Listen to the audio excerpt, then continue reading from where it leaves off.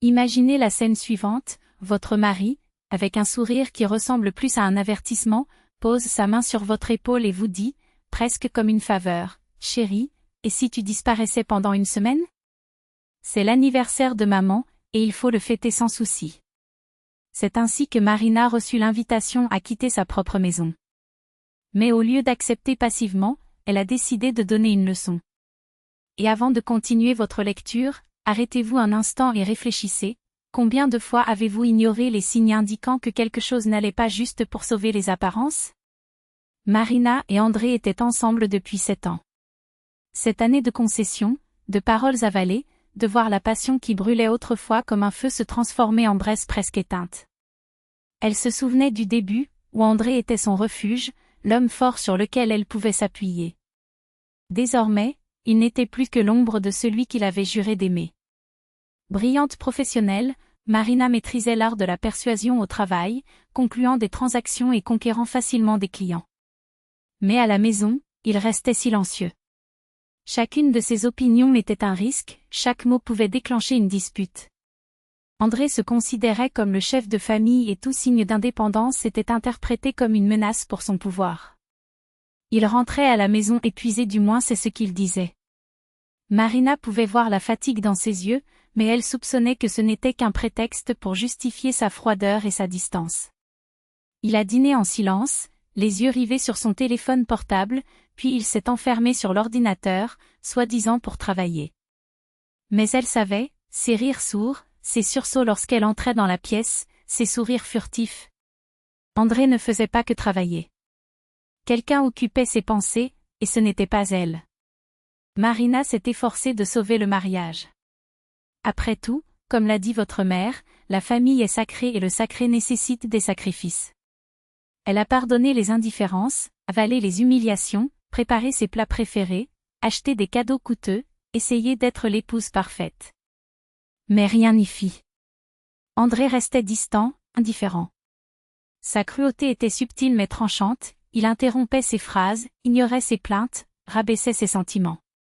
Si elle se plaignait de fatigue, il répondait ironiquement, « Ah, je ne suis pas épuisé alors ?»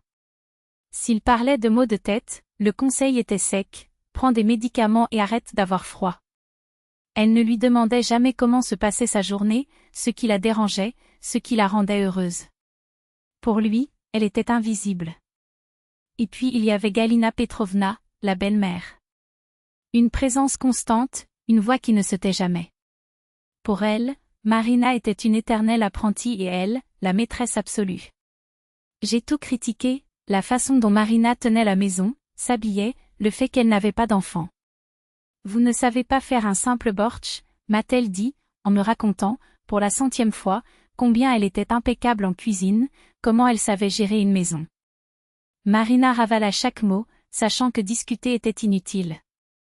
Galina Petrovna n'a pas cédé, elle n'a pas écouté, elle a simplement dicté. Et André? Il a toujours pris le parti de sa mère. Maman ne veut que le meilleur pour nous, a-t-elle expliqué, comme si ses paroles n'étaient pas des couteaux déguisés en conseils. Le pire, c'était la solitude. Marina se sentait comme une étrangère dans sa propre maison, une invitée indésirable dans une vie qui ne lui appartenait plus. Jusqu'à ce que Kira apparaisse. Jeune, audacieux, séduisant. Marina a vu comment André la regardait, comment il riait de ses plaisanteries, comment il se transformait en sa présence attentif, galant, presque un autre homme. Kira ne cachait pas son intérêt, elle entra dans son bureau sans frapper, ajustait sa cravate avec familiarité, riait trop fort à ses blagues. Et Marina, le cœur lourd, regardait tout, sachant que le pire était à venir. Jusqu'à ce qu'une nuit, il le voit. Ils étaient dans un café, si proches que leur corps avait presque fondu. Les mains jointes, les regards complices, les rires qui sonnaient comme une trahison. Le monde de Marina s'est effondré. Ce n'était plus des soupçons, c'était une vérité nue et cruelle. Une semaine avant l'anniversaire de Galina Petrovna, André a fait la demande, « Pourquoi ne vas-tu pas passer quelques jours chez Svetlana ? Maman veut faire la fête en paix, rien que nous deux. » Marina fut surprise. Jamais André n'avait été aussi attentif à sa mère. Quelle Svetlana ? Celle avec le bébé ? Ça ne marchera pas, essaya-t-il d'argumenter. Mais il évitait son regard, avec impatience. Ce n'est pas grave. Ce qui compte, c'est que tu ne sois pas là. Le message était clair, elle était une nuisance. J'aurais pu crier, faire des histoires, exiger des réponses. Mais Marina connaissait déjà le scénario. Des années de silence lui ont appris que ses larmes ne changeraient rien. Alors, il a accepté. Bien sûr, André. Je le ferai. Tandis que lui, soulagé, s'enfonçait dans l'écran de son ordinateur portable, elle était déjà dans le taxi, se dirigeant vers l'appartement d'Irina, sa collègue. Divorcée, vive et franche, Irina était l'une des rares personnes à voir sa douleur et à n'avoir pas peur de la pousser. Je savais que ce salaud préparait quelque chose, a explosé Irina dès que Marina a franchi la porte. Et alors? Tu vas t'enfuir comme un lâche ou tu vas lui faire face? Marina secoua la tête. Je ne vais nulle part. Je reste. J'ai besoin de voir par moi-même. 2 jours se sont écoulés dans une attente angoissante. Marina a résisté à la tentation d'appeler, d'envoyer des messages. Il savait que n'importe quel mouvement qu'il faisait pouvait l'alerter, l'aider à mieux se cacher. C'était comme chasser un animal blessé, sauf que la proie était l'homme qui avait autrefois juré de l'aimer. Elle observait de loin, les colis d'épicerie livrés, les bouteilles de vin, les bouquets de fleurs qui n'étaient pas pour elle. Jusqu'à ce que samedi soir, il voit Kira quitter le bâtiment, un sourire triomphant sur le visage. Le cœur de Marina battait si fort qu'il lui faisait mal. Elle ne pouvait plus attendre. À 8 heures du soir, il est monté dans un taxi et est rentré chez lui. La tempête qui couvait en elle depuis longtemps était sur le point de s'effondrer. Et cette fois, il n'y aurait plus de silence. Ses mains moites serraient fermement son sac. Marina payait le chauffeur sans même le regarder, ses doigts tremblants en comptant les factures. Un profond soupir, comme si elle s'apprêtait à plonger dans les eaux glacées, puis elle se dirigea vers le bâtiment. La porte de l'appartement était entr'ouverte. Une froideur lui parcourut le dos. Andrei n'a jamais laissé la porte ouverte. Il était obsédé par la sécurité, serrure, alarme, mots de passe qu'il changeait chaque mois. Quelque chose n'allait pas. Très faux. Les pas de Marina étaient silencieux, presque fantomatiques, alors qu'elle marchait dans le couloir sombre. Seule la faible lumière de la rue filtrait à travers les fentes des rideaux, mais elle suffisait pour distinguer la silhouette de chaussures éparpillées autour de l'entrée des chaussures qui n'étaient pas les siennes. Et puis, venant du salon, le bruit inimitable des rires, de la musique forte, des tintements de verre. Une fête. Dans ta maison. Elle s'arrêta, immobile, comme si le sol s'était ouvert sous ses pieds. L'air semblait s'épaissir, pressant ses poumons. Chaque battement de son cœur était un marteau contre ses côtes. Respirez. Montre. Ne réagissez pas encore. Marina s'approcha de la porte du salon avec la précision d'un prédateur. Un pas. 2. Jusqu'à ce qu'il le voie enfin. La scène était si grotesque que pendant un instant son cerveau refusa de la comprendre.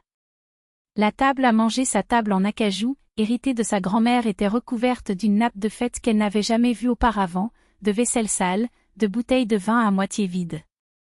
Au centre de la salle, comme les acteurs d'un théâtre de l'absurde, ils étaient, Andrei, un verre de cristal à la main, riant comme s'il n'y avait pas de lendemain, Kira, vêtue de sa robe de chambre en soie bleu marine, celle qu'il lui avait offerte pour leur 5e anniversaire ensemble, sous prétexte qu'elle allait avec ses yeux, et Galina Petrovna, affalée dans son fauteuil Ims, celui qu'elle avait gardé des mois pour acheter, portant sa nouvelle robe Milano, celle qu'elle n'avait portée qu'une seule fois, lors du voyage d'affaires dont Andrei n'avait même pas parlé.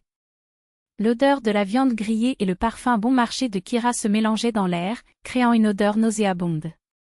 Marina sentit le goût amer de la bile dans sa gorge. Il faisait la fête. On fête quoi? Votre absence? Votre humiliation? Pendant une seconde, la rage explosa en elle, brûlante et aveugle, une force qui menaçait de la consumer. Mais ensuite, comme une rivière qui gèle soudainement, tout en elle s'est arrêté. Il n'y aurait pas de cris. Il n'y aurait pas de larmes. Il n'y aurait aucune satisfaction pour eux. Sans un bruit, Marina sortit son téléphone portable de sa poche. Le déclic de la caméra ressemblait à un coup de feu dans le silence relatif de la pièce. Tout d'abord, le tableau général, la table dressée, les faux sourires, la scène d'une maison qui n'a jamais été la sienne. Puis les détails, le visage de Kira, ses yeux brillants de triomphe, la tache de rouge à lèvres sur le verre d'Andreï, les doigts trempés de sauce de Galina Petrovna sur sa nappe en lin égyptien. Chaque photo était un couteau, silencieuse et précise. Quand elle eut fini, elle mit son téléphone dans son sac et croisa les bras. C'est seulement à ce moment-là qu'ils l'ont remarqué. Le silence qui suivit fut si épais qu'il semblait solide. La musique s'est arrêtée. Le rire est mort. 3 paires d'yeux se tournèrent vers elle, comme s'ils avaient vu un fantôme. Andreï fut le premier à réagir. Il se releva si vite que la chaise tomba avec fracas. « Qu'est-ce que tu fous ici ?» rugit-il en s'avançant vers lui. « C'est aussi mon appartement. » Marina ne s'y a pas. Avec un calme qui la surprit, elle se tourna vers l'étagère et ramassa un dossier en cuir noir. Il l'ouvrit d'un geste lent et réfléchi et jeta une liasse de papier sur la table.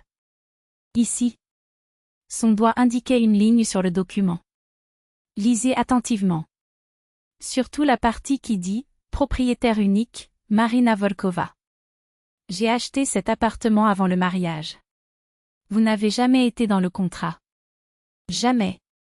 Elle a souri, un geste froid et sans joie. Alors non. Ce n'est pas le vôtre. C'est le mien. Et vous avez 15 minutes pour partir. Le visage d'Andreï passa du rouge de fureur au blanc de panique. Il attrapa les papiers, les yeux parcourant les lignes comme s'il s'attendait à ce que les mots changent comme par magie. C'est un mensonge. Sa voix tremblait. Tu ne ferais pas ça. Je l'ai déjà fait. Marina s'est tournée vers Galina Petrovna, qui, pour la première fois de sa vie, paraissait petite. Sa robe était froissée, comme si la vieille lionne avait été prise dans un piège. Et toi, dit-il doucement, presque affectueusement, tu m'as toujours dit que j'étais faible. Que je ne savais pas comment m'imposer. Eh bien, regardez bien. Un large geste vers la pièce, vers les documents, vers l'horloge au mur. Voici votre leçon. Kira essaya d'intervenir, les yeux mouillés de fausses larmes. Marina, s'il te plaît, écoute-moi. Je ne voulais pas que ça se passe comme ça. Andreï a dit que vous étiez séparés, qu'il allait vous quitter. Tais-toi. Andreï la coupa d'un regard si venimeux que Kira recula, comme si elle avait été giflée. Mais Marina ne le regardait même pas. Pensez-vous que je croirais cela ? Demanda-t-il en étudiant Kira avec un dédain clinique. Vous êtes pathétique. Un opportuniste qui s'est accroché au premier homme qui a promis de vous donner ce que vous ne méritez pas, un soupir. Mais ne t'inquiète pas.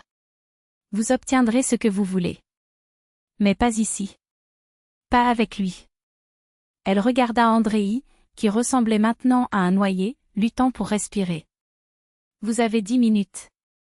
Personne n'a bougé. Galina Petrovna ouvrit la bouche, mais aucun mot n'en sortit. Andreï a tenté de protester, mais Marina s'était déjà détournée, les laissant derrière elle comme des ordures à balayer.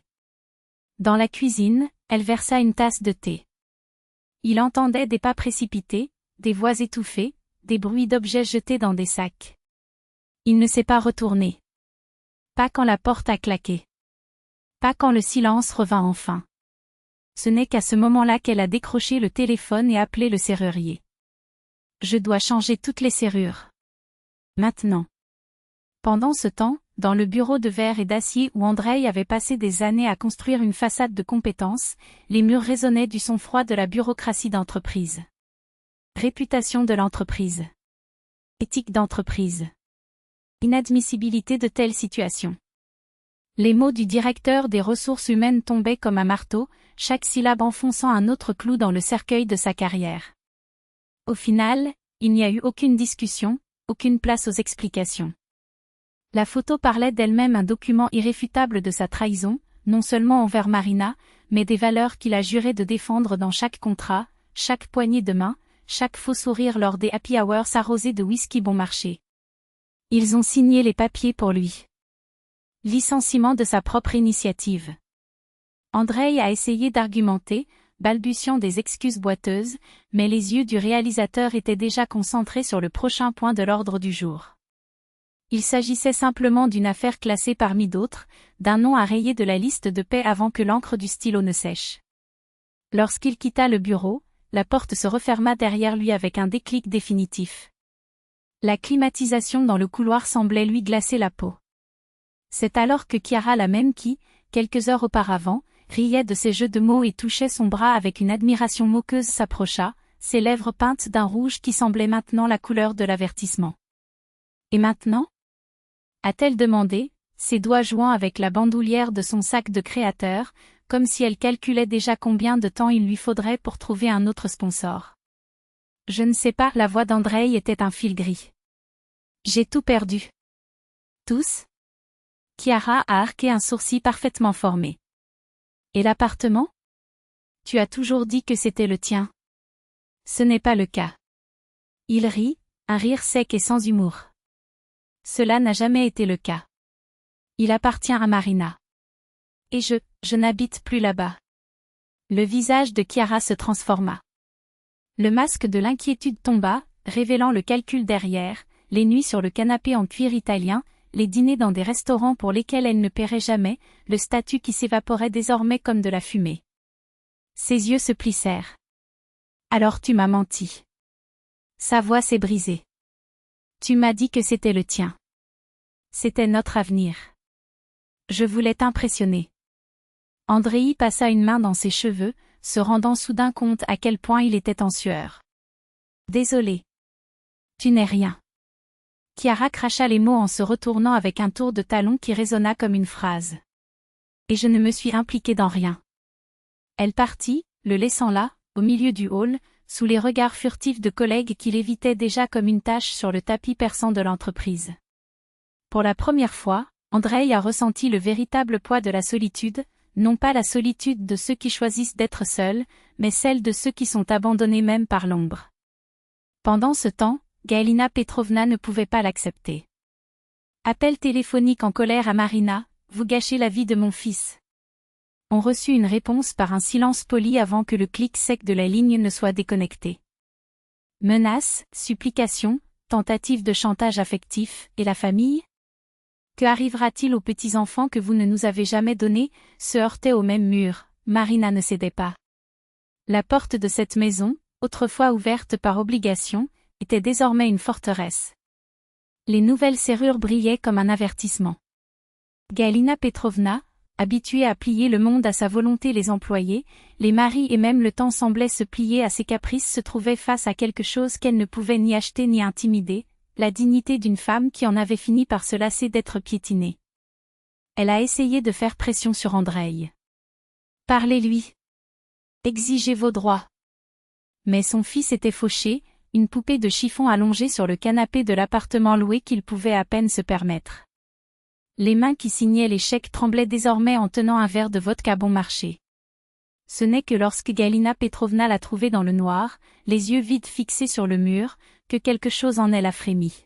« Que as-tu fait, mon Dieu » murmura-t-il, assis à côté de toi sur le sol froid. La réponse fut dans un sanglot. « J'ai tout gâché, maman. J'étais un idiot. » Pour la première fois, elle le serra dans ses bras sans rien exiger en retour. Et pour la première fois, il voyait en lui non pas l'héritier de son empire, mais un homme fragile, payant le prix de sa propre bêtise. Pendant ce temps, Marina buvait son thé. Le soleil se couchait, peignant le ciel dans des tons de rose et de lilas, comme si la nature elle-même célébrait sa liberté. L'appartement était silencieux, non pas le silence oppressant d'avant, plein de ressentiments inexprimés, mais le calme d'un espace qui était enfin le vôtre. Elle inspira profondément, sentant l'odeur de camomille monter comme une promesse. Elle se souvenait de tout, des nuits glaciales aux côtés d'Andreï, du doux poison des paroles de Galina Petrovna, de l'humiliation de découvrir la trahison non pas comme un secret, mais comme une plaisanterie dont tout le monde se moquait sauf elle. Elle se rappelait comment elle avait avalé ses larmes pour servir le dîner, comment elle avait plié ses vêtements avec des mains qui tremblaient de colère contenue. Mais maintenant, ses mains étaient stables. Il se regarda dans le miroir et reconnut la femme qui lui rendit son regard, non pas une victime, mais une survivante. Les yeux étaient de la même couleur, mais la lumière à l'intérieur était différente. Elle sourit pas le sourire tendu d'avant, pratiqué pour cacher la douleur, mais un vrai sourire, né d'un endroit dont elle ignorait même l'existence. Lorsqu'elle sortait sur le balcon, elle laissait le vent jouer avec ses cheveux. Il ferma les yeux. L'air sentait la pluie lointaine et les possibilités. Je savais qu'il y aurait des défis. Les factures à payer, les regards curieux, la solitude qui vous serrait parfois la poitrine comme un poing. Mais pour la première fois depuis des années, je n'avais pas peur. Parce que maintenant, elle connaissait sa valeur. Et rien ni Andreï, ni Galina Petrovna, ni le passé ne pouvaient l'éloigner d'elle.